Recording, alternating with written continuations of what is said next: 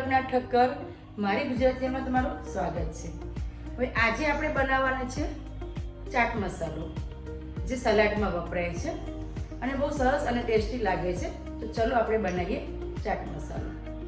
આજે આપણે ઘરે સલાડ મસાલો બનાવવાનો છે, એટલે આ સલાડ મસાલો બનાવવા માટે મેં અહીંયા કારા મરી લીધી છે, જીરું લીધું છે 2 વાટકી, સંચળ લીધું છે, આમચૂર પાવડર છે, અને તમને તીખું મરચું ભાવે તો તીખું અને મોળું ભાવે તો કાશ્મીરી મોળું લેવાનું છે, અને મીઠું છે। હવે હું આનો માપ બતાવી દઉં છું। જીરું ડબલ લેવાનું છે આપણે, જેમ કે મેં 50 ગ્રામ કારા મરી લીધી છે, આ બધું 50 ગ્રામ છે, પણ 100 ગ્રામ મેં જીરું લીધું છે, એટલે ડબલ લેવું છે। અને 25 ગ્રામ મારે લેવાનું છે મીઠું। આવી રીતે આપણે માપ કરી અને પછી આપણે સલાડ મસાલો બનાવવાનો છે। અત્યારે સિઝન ચાલુ થઈ ગઈ છે, એટલે મરચાં મસાલા તે બધું બનાવતા હોય છે ઘરે, એની જોડે આપણે આ બી બનાવી નાખવાનું, એટલે 2-4 મહિના આપણે શાંતિ રહે સલાડ મસાલામાં।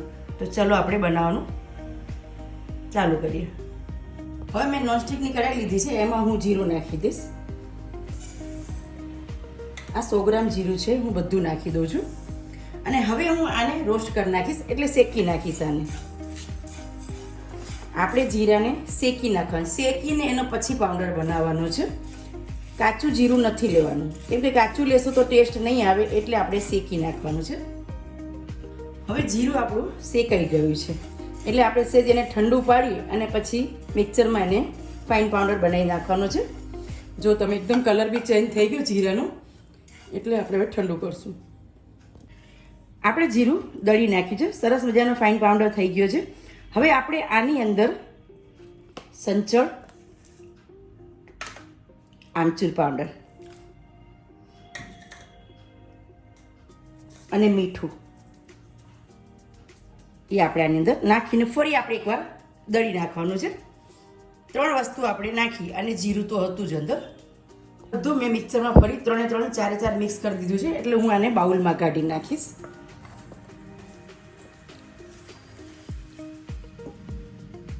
હવે આપણે બ્લેક પેપર, જે કારા મરી છે, આપણે એને બી મિક્સરમાં કરી નાખી છે ફાઇન પાવડર, એ બી હું આની અંદર નાખી દઉં છું।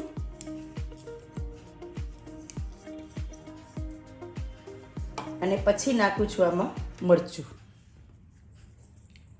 હવે આ બધું આપણે આને મિક્સ કરી નાખવાનું છે।